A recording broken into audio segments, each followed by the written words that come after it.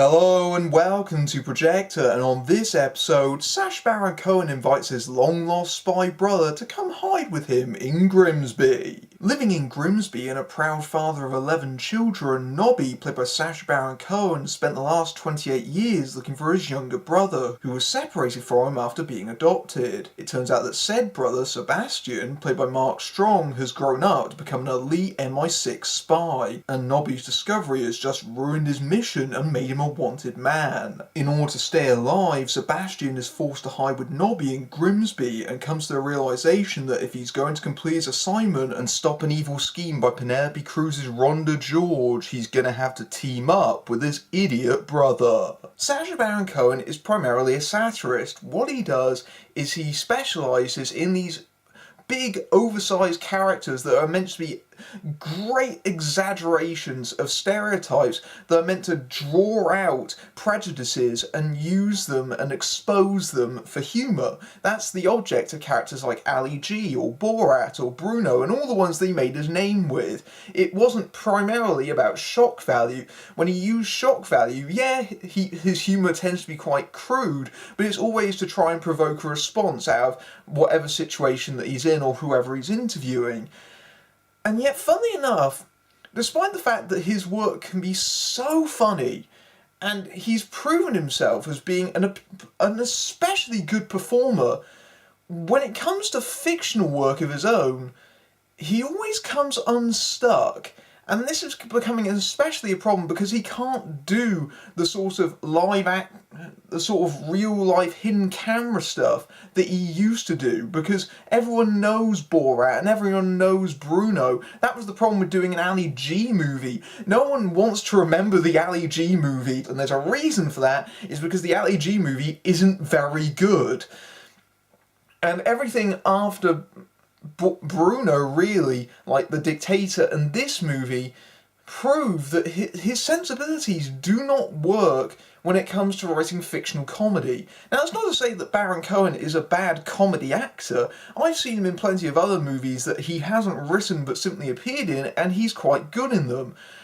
I think as a writer and as a comedian, Baron Cohen's problem is that he doesn't know when to draw a line. In Grimsby, this is even more of a problem because it's probably the thinnest, most cliched character yet. The character of Nobby in Grimsby is not a particularly original one, and it's not even a particularly convincing one. It's just Sacha Baron Cohen with Liam Gallagher hair, a beer gut, and a half-assed northern accent.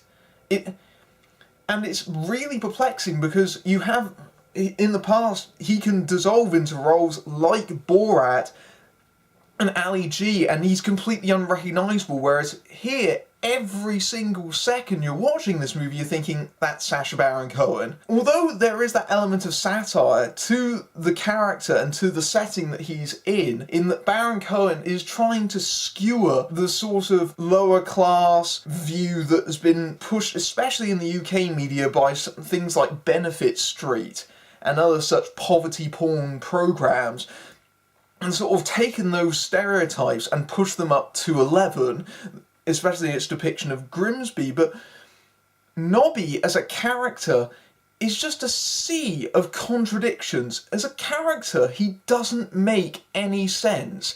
For example, there's much made about how Nobby's a loving father to his children, and yet there are jokes about the fact that he has so many kids that he names them after what he's watching while he conceived them.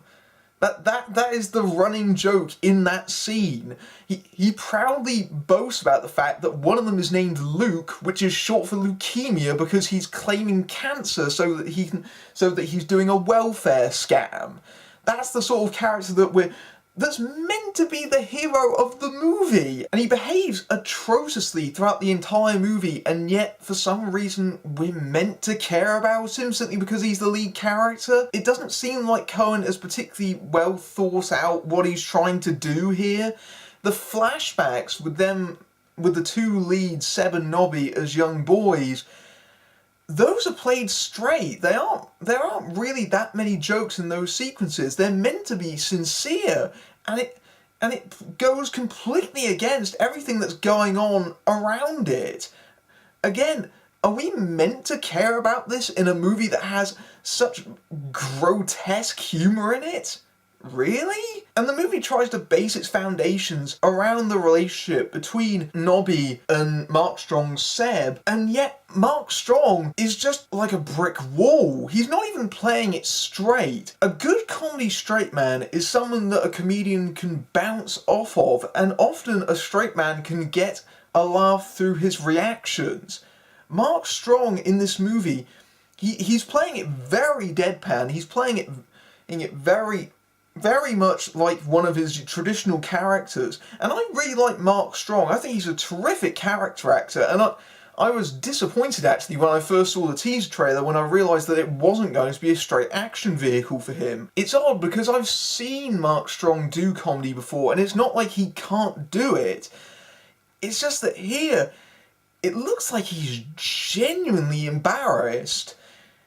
It doesn't seem like he's acting. He looks like he's legitimately appalled at what he's found himself into, as I would be actually if I found myself in a movie where I had to spend 5 minutes convincing Baron Cohen to suck my testicle to get the venom out. That is only the tiniest microcosm of the number of indignities that Mark Strong has to suffer through this movie. But I think past that is that Grimsby offers Strong nothing to work with. He's given no funny lines. He's literally just someone to drive the plot forward from one moment to another. And it's a shame, really, because Grimsby is an absolutely criminal waste of a very talented supporting cast. You've got people like Ian McShane, Rebel Wilson, Isla Fisher. Baron Cohen doesn't even give a good role to his own wife. And Penelope Cruz, I never thought I'd say this, but Penelope Cruz gets even less to do here than she does in Zoolander 2. That's really saying something. All of them have nothing in this movie to do. Even the Grimsby characters, you have British character actors like Ricky Tomlinson and Johnny Vegas turn up, and you wonder, why aren't they doing anything funny? Why are most of the supporting cast of this movie just literally reaction shots? Ian McShane, his entire role in the movie is watching Sacha Baron Cohen do something outrageous on a view screen and going, "Oh my god." They do that exact scene twice. I'm not even kidding. It's a complete waste of Ian McShane's talent. And I think part of the problem is that director Louis Leterrier doesn't have a feel for this material whatsoever. And the real shame is Leterrier is not a completely bad director. He's a journeyman. He started out on the Transporter movies and did the Clash of the Titans remake and Now You See Me. And yeah, he brings some style and some flair, but not much. In fact, surprisingly, this movie looks like it's barely slapped together. The plot is literally just, a thin dressing to lead us towards one crude set piece after another. There's a moment where Nobby tries to find his brother in what he thinks is a torture den, but turns out to be a spa, which is a 3-minute scene that looks like it was simply added to push the movie just slightly past the 80-minute mark. It looks like a refugee from the deleted scenes section. And what's weird is that despite the fact that Leterrier is directing, who specialises in action, it's the action part that Grimsby does really badly. If you've seen the teaser trailer, then you've seen the best action sequence in the movie, which is Mark Strong going after his first targets. This is the initial character introduction, which is almost entirely shot from a first-person perspective. And that's a very stylish, well-shot action sequence that's completely ruined because they put the opening credits on top of it. And as the film goes on, the action sequences somehow manage to get worse. The fight scene between Sacha Baron Cohen and Scott Adkins is really badly orchestrated because he places his gun down on a box, and for some reason they've staged the fight scene so that Adkins kicks Baron Cohen towards the box that he placed his own gun on. What sense does that make? That's not funny, that's not meant to be a joke, that's legitimately bad stunt choreography. Because Baron Cohen has so little satire to really deal with, And he's playing in a sandbox that so many other filmmakers have played in recently. I mean, this has the shadow of Spy, for example, which is a much funnier movie. And it wasn't what this is, which is a relentless parade of scatological humour. It's, oh, let's have a prosthetic scrotum. Let's have a anal fireworks. Let's have a joke about poo consistency. And this culminates in the big talking point for the movie, the hereto nicknamed the elephant scene, which is the clip that Sacha Baron Cohen has been taking around the talk shows that he knows he can't show, and they film the audience reactions. And it's meant to be this sequence of such gross out that it swings back around to being funny. I mean, I have to give them props for their commitment. But I felt legitimately ashamed to be watching that in a cinema. It was just, no, this isn't funny. This is really unpleasant and gross. Without spoiling the joke, because heaven forbid I spoil the big joke of the movie, it's basically the rhinoceros sequence from Ace Ventura 2 on acid. Funnily enough, what it actually reminded me of was the big climactic elephant humping sequence from The Love Guru, which this actually reminded me of a lot.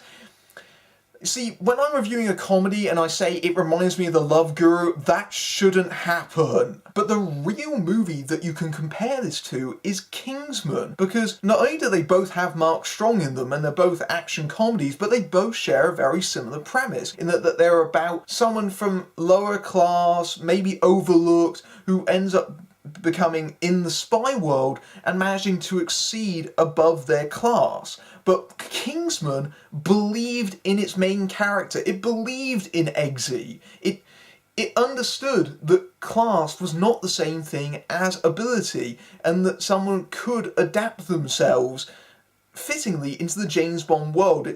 But it also loved the James Bond movies, and it took down those tropes, but it also celebrated them at the same time. And it had really good comedy, it had really good action sequences. And a direct comparison to Grimsby shows how much that is lacking in the other movie. And that would have been even more obvious had Grimsby come out last summer like it was intended to before they boosted it to February. I wonder why. And at the end of the movie, Baron Cohen has this big speech where he rallies together all his Grimsby friends and says things like, we're the people that build hospitals, and we're the foundation of society, and we do all the jobs that no one else wants. Well, you know what? Maybe you shouldn't have done a movie where they're basically the laughing stock, where the main character is meant to be this massive cliche, and he's meant to be the embodiment of all these negative tropes, and yet we're somehow rallying together to celebrate all these things in a really sort of patronising, backhanded sort of way that I found not convincing for a second, and I found it really distasteful in a way that, ironically, I didn't find the comedy. I just found the comedy rather boring. We've had a